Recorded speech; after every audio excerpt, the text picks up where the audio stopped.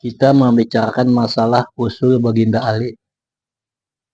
Jadi usul Baginda Ali ini adalah pembicaraan antara Baginda Ali dengan Rasulullah, di mana dalam pembicaraan itu adalah menceritakan tentang syariat, tarikat, hakikat, marifat.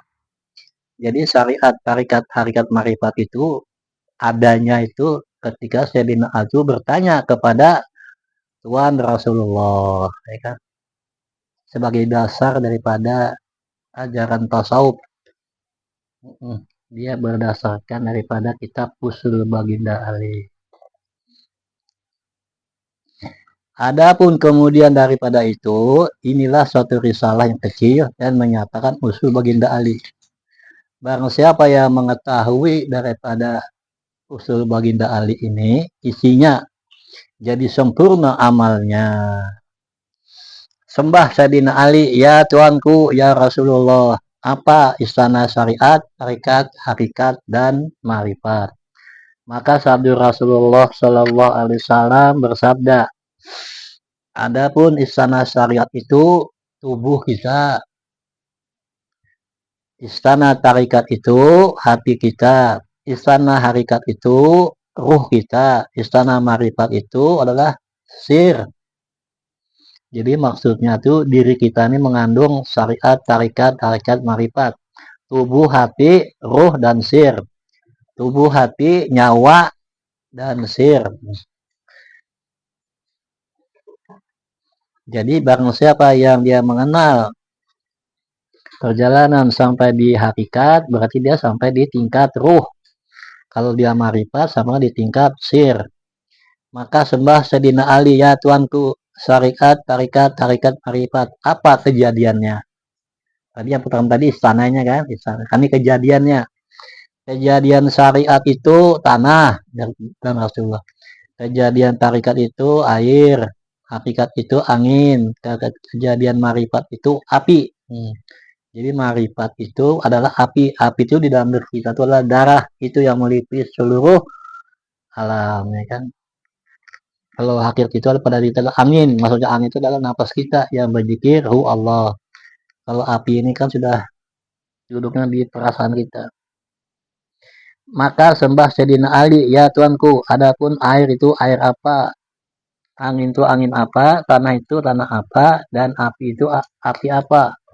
Maka sabda Rasulullah, jadi Rasulullah ini yang menjawab, Sayyidina Ali yang bertanya, adapun air itu Nur Muhammad, tanah itu badan Muhammad, angin itu ruh Muhammad, dan api itu terang Muhammad. Jadi orang marifat itu sampai di terang Muhammad. Kalau roh Muhammad itu bercahaya, angin itu ruh Muhammad. Jadi kalau kita tuh diri kita tuh mengandung bercahaya, berarti kita sampai tingkat hakikat. Kalau sampai di terang berarti marifat. Bermula sembah Sayyidina Ali, ya Tuanku, adapun syariat, tarikat, dan marifat, apakah berlain-lainkah atau samakah amalnya? Jadi kita bicara masalah amalnya orang syariat, tarikat, marifat. Adapun amalnya orang syariat itu orang yang memulai di Palu. Maksudnya di Palu orang yang beramal dipaksa. Itu amalnya orang syariat. Amalnya orang tarikat itu semata-mata mengerjakan segala pesuruh. Jadi dia sembahyangnya itu dia mengikuti aturan disuruh oleh Allah Ta'ala. Dan amalnya orang itu mengesahkan zat Allah Ta'ala. Hanya Allah Ta'ala aja yang ada. Dalilnya qul huwallahu ahad, Allahus samad, lam yalid walam yulad walam yakul. Dan amalnya orang marifat itu tetap zat Allah Ta'ala. Maksudnya dirinya itu mengandung, memahami zat Allah Ta'ala itu tetap di dirinya selama 24 jam. Jadi dalam hal ini yang dipakai, yang bisa menyambungkan itu ada dua, hakikat dan marifat yang masuk di dalam syahadat. Bermula sembah Sayyidina Ali, ya Tuanku, syariat, tarikat, hakikat, marifat itu berlain-lainkah nafsunya? Jadi nafsunya orang syariat, nafsu amarah, matinya hancur luluh, cerai berai di dalam tubuh.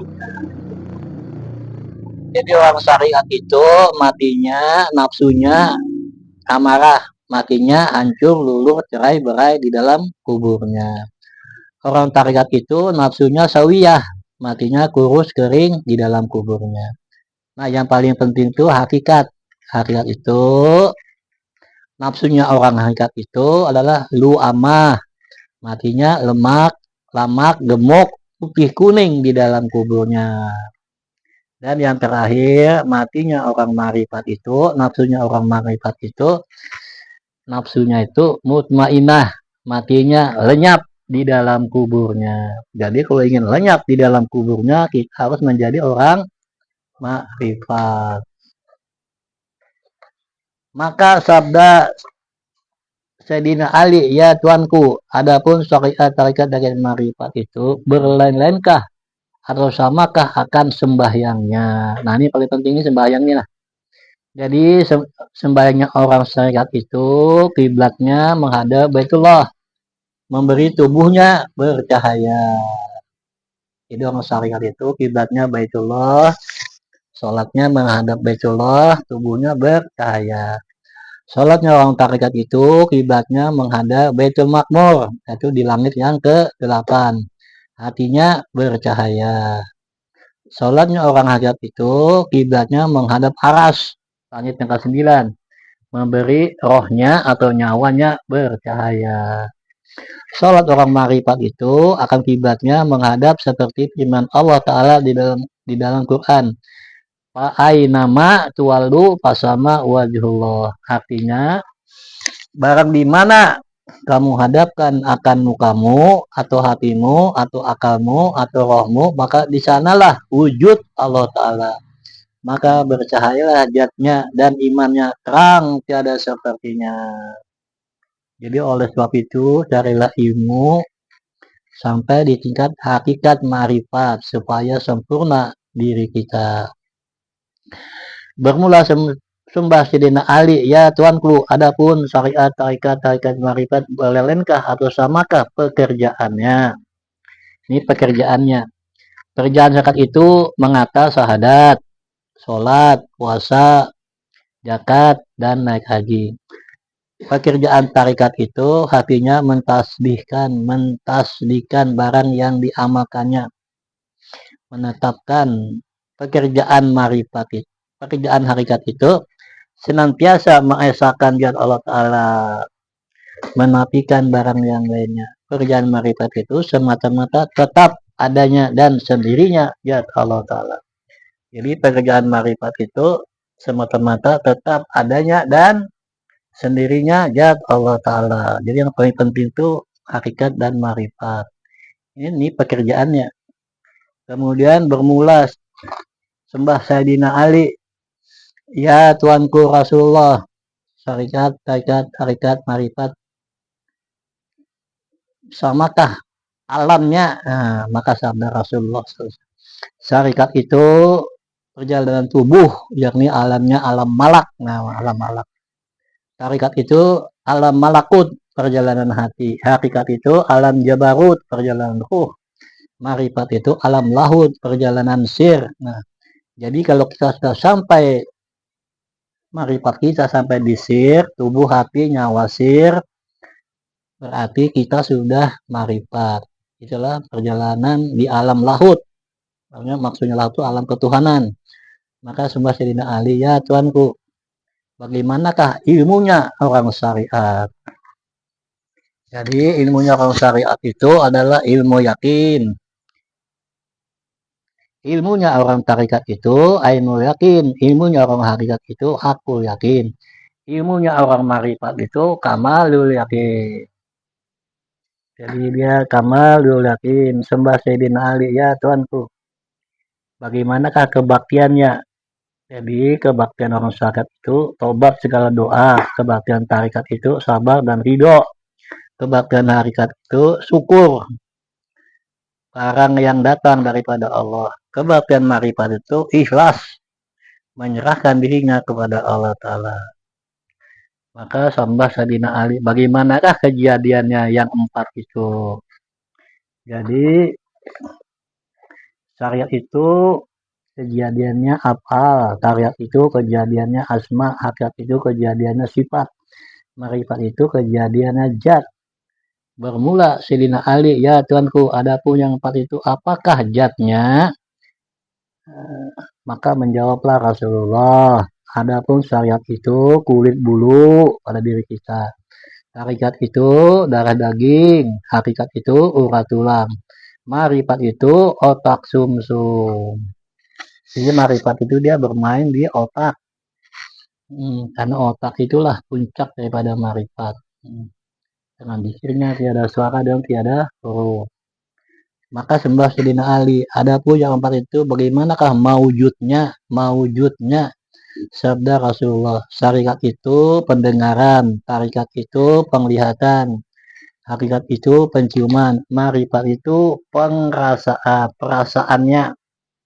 Allah tuh hadir. Sembah Sayyidina Ali, ya Tuanku, adapun yang empat itu bagaimana rohnya? Maka sabda Rasulullah Sallallahu Alaihi Wasallam,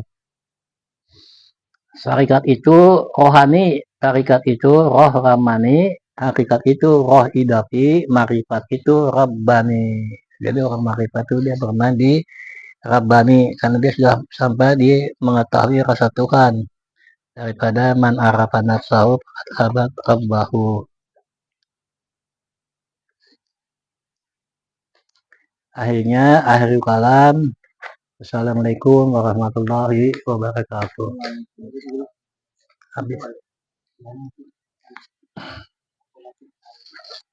Lagi yang kedua lagi dah.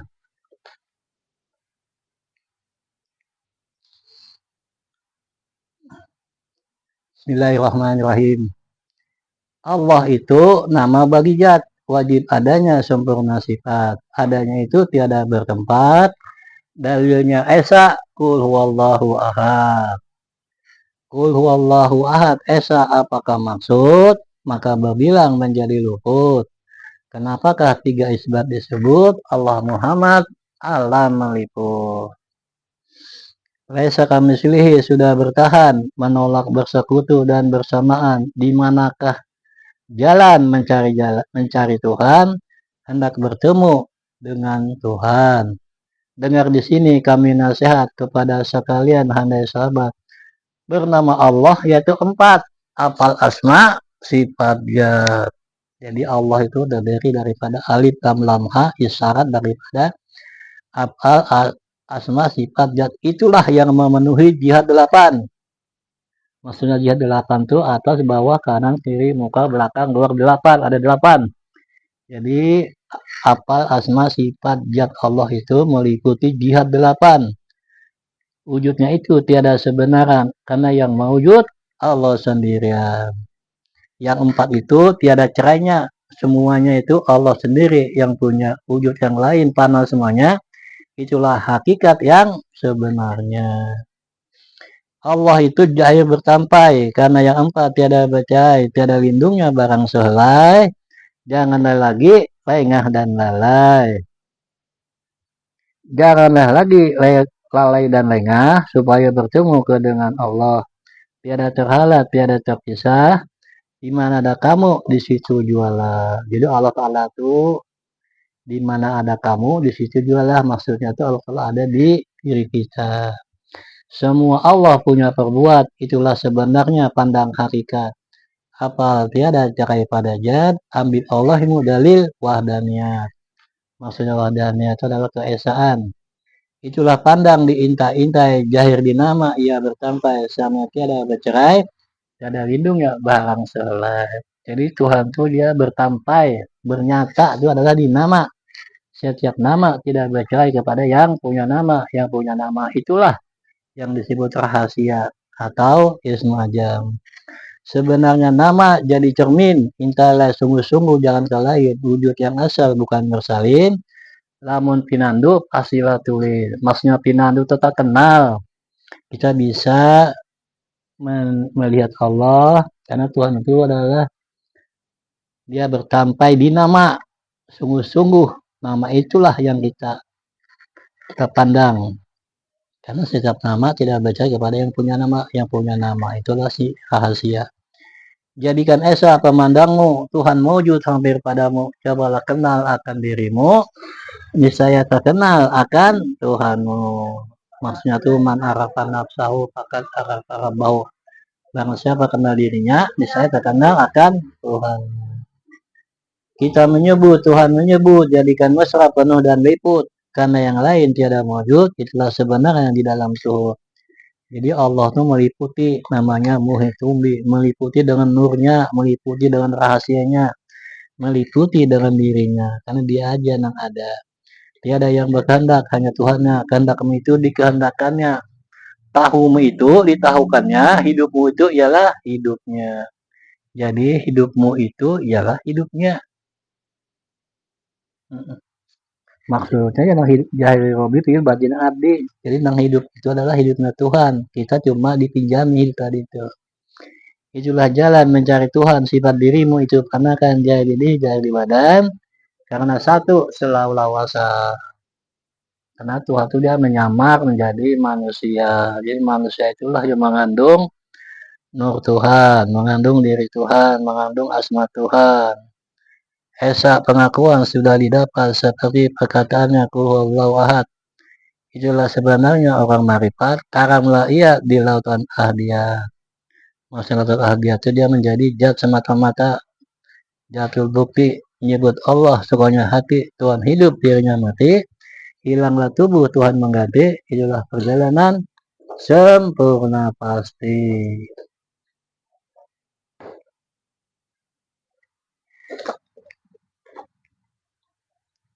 Dengar di sini sabda Rasulullah, awaludin marifatullah, yakni awal agama mengenal Allah, kadim dan muhadas dibedakanlah. Maksudnya kadim yang artinya kadim yang dahulu adanya, sedangkan muhadas yang dudi adanya. Bedanya itu tiada cerainya. Adapun yang kadim yaitu Tuhan dan yang muhadas alam sekalian. Yang dua itu sangat berhampiran, disitulah bersungguh-sungguh membicarakan.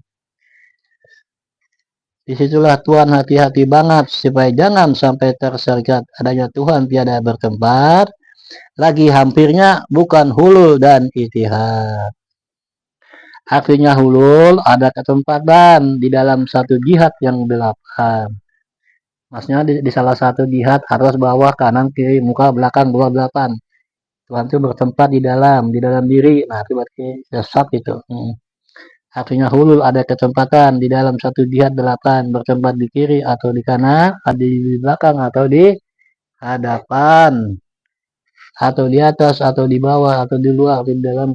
Begitulah itikat yang amat salah karena menempatkan keadaan Allah. Jadi Allah itu meliputi alam semesta. Allah muhitum bi. Itihad pula kepada akan wujudnya dua disatukan, satunya itu dua campuran, bukan begitu kehadiran Tuhan. Misalnya seperti banyu dengan batu dicampur dua menjadi satu, itu namanya bersekutu. Jadi hulu dan itihad itu sesat. Adapun sebenarnya keesaan Tuhan itu duanya itu cuma sebutan, ya kan? Teguhkan itikat dia jam dan yakin diumpamakan kapas ya dengan kain. Kain itu mengandung kapas, ya kan? Maksudnya itu diri kita itu mengandung Tuhan, gitu.